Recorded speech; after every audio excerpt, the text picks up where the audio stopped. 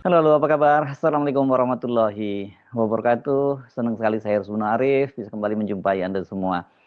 Beban pembayaran utang kereta api cepat Cina yang sangat besar dan ini sekarang ini membuat PT Kereta Api Indonesia ini benar-benar kebingungan karena ini seperti dikatakan oleh direktur utamanya itu seperti bom waktu. Ini sekarang ini boleh juga membuat pemerintah berupaya keras untuk mencari skema atau jalan keluar penyelesaiannya tanpa membebani APBN.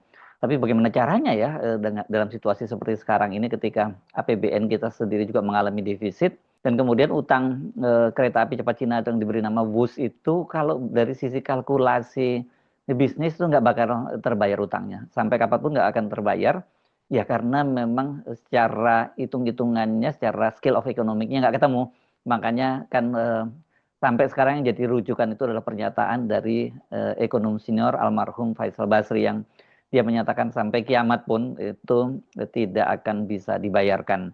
Ini yang bahasa yang bombastis, tapi hitung-hitungannya memang kelihatannya sulit untuk dipenuhi itu ya, untuk dibayarnya. Sebelumnya kan Menko Purbaya menyatakan bahwa beban pembayaran utang itu seharusnya menjadi tanggungan PT Danantara yang sekarang menjadi induk dari BUMN. Nah, sekarang giliran Menteri Sekretaris Negara Prasetyo Hadi, meskipun dia tidak langsung menyatakan bahwa pemerintah menolak untuk membebani APBN dengan eh, tanggung jawab utang itu, dia hanya menyatakan bahwa sekarang pemerintah sedang mencari skema jalan keluarnya agar hal itu tidak membebani keuangan negara. Tapi menariknya nih, saya membaca di berbagai media, dari Kompas, di CNN, dan berbagai media lainnya, termasuk juga ini kantor berita Antara, itu menyebutkan bahwa istana itu merespon pernyataan Menteri Keuangan tadi, dan istana itu sepakat bahwa ini nanti pembayaran utang proyek kereta cepat bus itu tidak memakai dana anggaran pendapatan dan belanja negara atau APBN. Tapi ada juga yang menyebutnya bahwa Prasetyo Hadi menyatakan pemerintah tidak berencana menggunakan dana APBN untuk membayar utang bus gitu ya. Dan menurut Prasetyo pemerintah itu sedang mendiskusikan langkah-langkah alternatif mencari solusi pembiayaan yang tidak membebani APBN. Media menulisnya seperti itu. Tapi sebenarnya kutipan langsung dari Prasetyo itu seperti ini. Beberapa waktu yang lalu juga sudah dibicarakan untuk diminta mencari skema supaya beban keuangan itu bisa dicarikan jalan keluar kata dia itu dalam rapat terbatas hari Ahad kemarin ya di Ahad malam itu di Kertanegara di rumah pribadi Presiden Prabowo Subianto. Nah, apa sesungguhnya yang dikatakan oleh Prasetyo Hadi? Kenapa semua media itu menyimpulkan bahwa pemerintah atau istana juga tidak mau kalau kemudian utang us itu menjadi beban APBN? Nah, saya mencarinya ini dan menemukannya di channel YouTube-nya Sekretaris Negara. Rupanya nih Prasetyo Hadi merespon pertanyaan wartawan, tapi memang kalau kita simak pernyataannya tidak secara tegas menyatakan menolak menggunakan APBN. Mas terkait dengan WUS ini tadi dibahas juga nggak sih Mas? Kan Apa? soal Menko kan juga bilang soal WUS itu kan menolak untuk bayar pakai APBN Mas. Tadi apakah sempat dibahas juga apa enggak Mas? Malam ini tidak. Malam ini tidak sempat. Eh, Gus bukan salah satu pembahasan malam ini. Tapi beberapa waktu yang lalu juga sudah dibicarakan untuk diminta mencari skema ya, skema supaya apa namanya beban keuangan itu bisa dicarikan jalan keluar gitu. Karena faktanya kan juga bus kemudian juga menjadi salah satu moda transportasi yang sekarang sangat membantu apa namanya aktivitas seluruh masyarakat, mobilitas dari Jakarta maupun ke Bandung dan seterusnya. Dan justru kita pengen sebenarnya kan itu berkembang ya, tidak hanya ke Jakarta dan sampai ke Bandung, mungkin juga kita sedang berpikir untuk sampai ke Jakarta ke Surabaya. Walaupun tidak secara tegas menyatakan sepakat dengan penolakan Purbaya, namun Prasetyo tadi menyatakan supaya tidak jadi beban keuangan. Nah, nampaknya wartawan menafsirkan yang dimaksud adalah APBN ya, karena konteksnya pernyataan Purbaya itu kan menolak penggunaan APBN. Jadi menurut saya nggak terlalu salah kalau kemudian banyak sekali media yang menyebutkan bahwa istana juga menolak penggunaan APBN. Kalau istana juga mengiyakan dengan APBN kan ini berarti pemerintah akan terjebak dalam jebakan utang Cina seperti negara-negara lain yang banyak membangun dengan menggunakan dana dari pemerintah Cina, pinjaman dari pemerintah Cina. Banyak sekali korbannya itu ya. Sebelumnya hari Jumat lalu dalam wawancara via Zoom itu Menteri Keuangan Purbaya menyatakan bahwa beban utang WUS itu harusnya dibayar oleh PT Danantara, bukan dibebankan kepada pemerintah. Tapi kalau ini kan kayak SCC di bawah Danantara kan ya. Kalau di bawah Danantara kan mereka udah punya manajemen sendiri, udah punya dividen sendiri yang rata-rata setahun bisa 80 triliun atau lebih. Harusnya mereka manage dari situ, jangan ke kita lagi. Karena kan kalau enggak ya semuanya ke kita lagi, termasuk dividennya. Jadi ini kan mau dipisahin swasta sama government. Jangan kalau enak swasta, kalau nggak enak government. Soal ini mencuat kenapa kemudian APBN dipersoalkan penggunaannya untuk membayar utang WUS itu. Karena sebelumnya CEO Danantara, Doni Oskaria itu menyatakan bahwa pihaknya itu mengusulkan 2 skema pembayaran utang PT Kereta Api Cepat Cina itu. Yang pertama, tambahan equity, itu artinya pernyataan modal. Yang kedua, ya kita serahkan infrastrukturnya sebagaimana industri kereta api lainnya. Infrastruktur itu milik pemerintah. Nah, itu 2 opsi yang kita tawarkan. Nah, ini opsi yang kedua ini ya saya kira yang jadi banyak dibahas ya. Kalau itu ini milik pemerintah, ya mau nggak mau sama utang-utangnya itu juga harus jadi beban pemerintah. Kereta api cepat Cina Jakarta Bandung ini kan saat ini dioperasikan oleh PT Kereta Cepat Indonesia Cina gitu ya, KCIC sebutnya. Ini merupakan perusahaan hasil patungan konsorsium PT Pilar Sinergi BUMN Indonesia, PSBI, dan perusahaan Cina. Nah, saham PSBI itu dimiliki oleh PT Kereta Api Indonesia sebanyak 51,37%, ini jadi saham mayoritas. Kemudian PT Wijaya Karya TBK 39,12%, PT Perkebunan Nusantara 1,2%. Ini dia menyerahkan lahannya ya di sana. Dan PT Jasa Marga Persero TBK 8,30%. Jadi ini kalau lihat komposisinya itu PSBI ya, nanti dia PSBI juga patungan dengan perusahaan Cina yang memegang sahamnya 40% itu ya. Tapi kalau lihat komposisi ini yang paling bertanggung jawab tentu saja ya PT Kereta Api Indonesia gitu, yang mempunyai saham lebih dari 50%, tepatnya 51,37%. Nah, yang jadi persoalan itu kan 75% pembiayaan proyek kereta cepat WUS itu berasal dari dana pinjaman China Development Bank. Sementara sisanya berasal dari setoran modal pemegang saham yang tadi saya sebut tadi, gabungan dari PT Sinergi BUMN Indonesia 60% dan Beijing Yawan HSR Co Ltd itu 40%. Nah, ini pinjaman ini atau biayanya ini kan menjadi membengkak karena adanya cost of run itu ya, ada membengkak di tengah perjalanan itu dan kemudian terpaksa nambah utang lagi ke China Development Bank itu. Dan ini bunganya yang nggak bisa dinego. Pada waktu itu Pak Luhut mencoba minta keringanan untuk pembayaran bunganya itu nggak bisa dinego, tetap angkanya 3,2% kalau seingat saya angkanya sebesar itu ya. Doni pada waktu itu juga menjelaskan bahwa sebenarnya PT Kereta Cepat Indonesia Cina itu mulai menunjukkan perbaikan kinerja katanya. Tampaknya dari jumlah penumpang harian WUS di rentang 20.000 hingga 30.000 orang per hari. Yang ini angka ini masih jauh banget dari target ya. Target yang dipatok untuk bisa menutup utangnya itu. Karena jumlah tersebut itu ya pasti kan nggak bisa untuk menutup, untuk membayar. Operasionalnya aja berat gitu. Apalagi kalau harus membayar utangnya. Dan ini jadi beban berat bagi PT KAI. Karena itulah sebenarnya pada waktu itu ya di Rut PT KAI Bobi Sadikin tuh mau curhat ya di Komisi 6. Tapi pada waktu dia baru ngomong udah dipotong duluan oleh seorang anggota DPR ya, ini anggota DPR dari fraksi Gerindra Andri Rosiade. Bagaimana sih hitungannya ini ya? Hitungan kok dipastikan bahwa PT KAI ini nggak bisa bayar utangnya dari kereta api cepat Cina ini? Ini kan selalu menjadi rujukan media. Ini kalau saya lihat adalah kalkulasi yang pernah dibuat oleh almarhum ekonom Faisal Basri. Dia kan waktu itu menyebutnya bahwa sampai kiamat utang itu tidak bisa dibayarkan. Faisal Basri ini tidak asal bicara, dia sudah pernah mencoba menghitungnya bahkan dengan asumsi yang optimis, yakni target jumlah penumpangnya terpenuhi. Faisal Basri ini menyampaikannya dalam dialog yang digelar di Universitas Paramadina Jakarta tanggal 17 Oktober 2023. Nah, ini hitung-hitungan kiamat ini. Jadi kapasitas tiap rangkaian itu 601. 100% terisi kan surga nih, ya asumsi surga nih 100% terisi.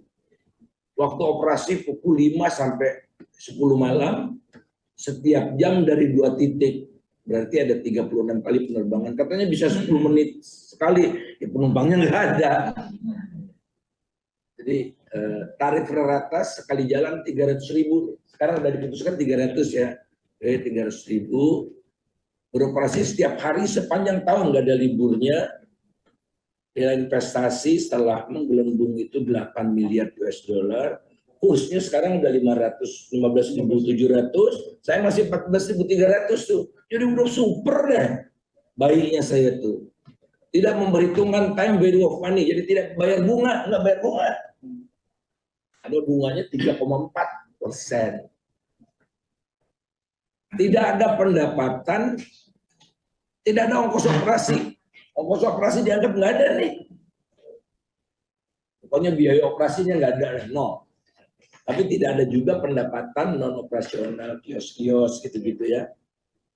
Nah, jadi nilai investasinya 114 triliun. Pendapatan dari penumpang setiap tahun 2,369 triliun. Nah, ini butuh waktu 48,3 tanpa ongkos operasi, tanpa macam-macam ya. Tanpa bayar bunga. Tanpa bayar bunga. Tanpa semua. Tapi kan ini janji surga ini. Asumsinya surga. Nah, saya preteli satu-satu gitu. Lanjut. Jika tempat duduk terisi 75%, jadi 64 tahun. Jika hanya 30 trip sehari, 77 tahun. Jika tarifnya turunkan karena nggak laku, 92,7 tahun. Jika kursnya 14.500, tadi 14.000 berapa ya sebelumnya? 300, boleh sebelumnya. Kursnya 14.300, lanjut. Terus saya naikin juga 4.500, cuman 200 perak, sekarang udah 15.000, 94 tahun. Ganti aja 14.500 jadi 15.700, 100 tahun. Jika nilai investasi naik jadi 8,5 miliar, kan ada tambahan-tambahan tuh. Ya, butuh 98,5 tahun. Nah, ini yang saya katakan, lanjut, kiamat itu. Nah, 139 tahun, lanjut. Nah, itu dia. Jadi nilai investasinya tetap 114, nggak naik lagi. Seatnya kalau 50% terisi, itu 139 tahun. Bayangkan ya, saat itu saja 2 tahun yang lalu, itu Faisal Basri, almarhum Faisal Basri itu sudah memprediksi bahwa utang itu akan baru terbayar 139 tahun dengan catatan target penumpang terpenuhi, dan itu kemudian beroperasi setiap hari sepanjang tahun, tidak harus membayar bunga utang, dan nah ini yang paling penting, asumsinya dolar itu dipatok 14.300 dolar per rupiah. Sekarang Anda tahu berapa dolar kita ini? Dolar kita sudah 16.500 lebih, bahkan hampir menyentuh 17.000. Kalau sampai kemudian menyentuh 17.000, nggak usah menyentuh 17.000 saja. Ini kalau seperti angka sekarang ini saja 16.500 sampai 16.600 bisa dibayangkan besarnya bengkaknya bunga utang dari China Development Bank itu yang harus dibayar oleh PT KCIC ini. Padahal realitasnya jumlah penumpang yang sangat tinggi itu sekarang ini kan hanya pada hari-hari libur, terutama hari libur nasional dan keagamaan, atau ya akhir pekan, atau yang disebut hari kecepit gitu. Banyak sih yang naik bus itu, bahkan sampai mereka ini harus pesan duluan beberapa hari sebelumnya. Ya, tapi kalau hari-hari biasa relatif lengang penumpang bus itu. Dan ini dipastikan tidak memenuhi target. Jadi sekali lagi nggak berlebihan kalau Faisal Basri itu menggunakan kalimat yang bombastis ya, sampai kiamat nggak bisa dibayar ya. Kan dihitungnya tadi dengan situasi yang kata dia semua terpenuhi, target terpenuhi, nggak bayar operasional, dan nggak mungkin ya nggak bayar operasional, nggak bayar utang, nggak bayar bunga utang juga nggak mungkin, itu baru terpenuhi 139 tahun. Tetapi kan kita bisa bayangkan 139 tahun itu ya keretanya itu udah jadi barang rongsokan. Kalau toh masih dirawat dengan baik, katakanlah itu hanya pantas dimasukkan ke museum. Kenapa? Karena teknologi itu semakin cepat berkembang. teknologi yang sekarang dianggap sebagai kereta yang super, yang cepat, kita bayangkan nggak usah sampai 80 tahun atau 100 tahun yang akan datang, 50 tahun yang akan datang pun pasti sudah akan berubah bahkan moda transportasi itu sudah berubah. Kita kan tidak bisa membayangkan bahwa 80 tahun yang lalu sebelum Indonesia merdeka ada kereta cepat semacam itu gitu ya. Dan banyak sekali kan sekarang mulai banyak muncul moda transportasi yang sebelumnya kita nggak pernah bayangkan. Misalnya yang disebut drone gitu yang dipakai untuk taksi terbang dan sebagainya. Jadi dipastikan bahwa ini dalam beberapa puluh tahun yang akan datang, nggak perlu nunggu ratusan tahun, ini sudah ketinggalan zaman teknologinya gitu ya. Jadi kalau APBN kemudian dibebani utang yang sampai kiamat nggak bakal lunas, bayangkan apa yang terjadi sekarang ini saja APBN kita itu kan sudah defisit gitu ya. Tapi masalahnya kalau kemudian misalnya ini saling lempar antara Menteri Keuangan, antara pemerintah, ada APBN dan kemudian Danantara. Sementara Danantara juga itu mereka merasa berat kalau dibebani ini kan itu jadi masalah ya. Ini kan bukan berarti kemudian pemerintah nggak bisa lepas tanggung jawab begitu saja karena ini ada aset-aset BUMN di situ ya. Ini ada konsekuensi hukum dan keuangannya. Ini sekali lagi kalau belajar dari kasus di Sri Lanka ya, yang pernah saya sampaikan juga sebelumnya, itu pembangunan infrastruktur juga, yang ini Bandara Rajapaksa ini di Sri Lanka itu kan bandaranya sepi. Dan kemudian terjadi krisis ekonomi di Sri Lanka dan pemerintahnya jatuh ya. Pada waktu itu pemerintah terpaksa menyerahkan pelabuhan laut dalam Hambantota ke pengelolaan dari Cina. Nah, Indonesia kalau kemudian nggak bisa bayar ini, apa yang akan disita oleh Cina? Karena kan memang Cina ini dikenal sebagai rentenir global, rentenir internasional. Di luar Sri Lanka banyak negara lain yang masuk dalam daftar jebakan utang Cina itu ya. Di Asia itu ada juga negara anggota ASEAN seperti Kamboja juga sudah masuk terjebak dalam jebakan utang di Cina. Kemudian negara-negara di Afrika seperti Angola, Uganda dan sebagainya itu masuk dalam daftar itu ya, daftar jebakan utang itu. Dan ya itu ada aset-aset yang disita dan itu berarti secara tidak langsung itu dia juga melakukan kolonisasi ya, menguasai wilayah-wilayah tertentu dalam negara-negara itu karena nggak bisa bayar utang. Ini jadi modus barunya, modus kolonisasinya berbeda ini sekarang. Ya persis seperti para rentenir kan. Rentenir itu kalau dia memberikan utang pada kita kan janjinya manis gitu di depan. Tapi begitu kita tidak bisa membayar cicilan, bukan pokoknya deh, cicilan bunganya saja, itu pasti ada yang disita aset-aset barang kita. Nah, ada daftarnya itu sampai sejauh ini saya membaca ada 10 negara, tapi ini daftarnya terus bertambah yang sekarang itu masuk jebakan utang Cina. Indonesia belum masuk itu, tapi mudah-mudahan kita nggak masuk ke situ ya. Kalau kemudian rencana ini seperti kata Mensesnek Prasetyo tadi katanya mau diperpanjang ke Surabaya begitu, dan kalau itu kemudian kita juga tidak bisa membayar lagi, pasti utangnya lebih besar lagi karena Surabaya kan jaraknya jauh lebih panjang ya. Mana saja negaranya ini yang utangnya terbesar ke Cina ini berdasarkan rasio eksternal debt ke Cina dibanding gross domestic product. Ini Laos itu paling tinggi 180,8, Kamboja 135,7%, Mongolia 131,5%, Sri Lanka 126,8%, Tajikistan 125,3%, Pakistan 121,2%. Ethiopia 118,9%, Ghana 115,7%, dan Angola ini yang berada di urutan paling bawah ya. Jadi memang Cina ini jangan mesti serius kalau berhubungan dengan Cina ini. Mereka bukan baik ya, mereka mau memberikan utangan. Namanya rentenir ya, pasti mereka baik di depannya tapi belakangnya dia masih sangat galak dan bisa menggunakan berbagai cara untuk memenuhi kewajiban seseorang, memenuhi kewajiban utang dia ke si rentenir itu. Nah, yang jadi rentenir adalah negara. Kalau negara kan dia punya kekuatan paksa yang cukup besar, apalagi sekarang Cina ini adalah salah satu negara adidaya. Itu jadi termasuk dia, saya kira sekarang junior adidaya di bawah Amerika Serikat. Saya Arif, sampai jumpa lagi. Wassalamualaikum warahmatullahi wabarakatuh.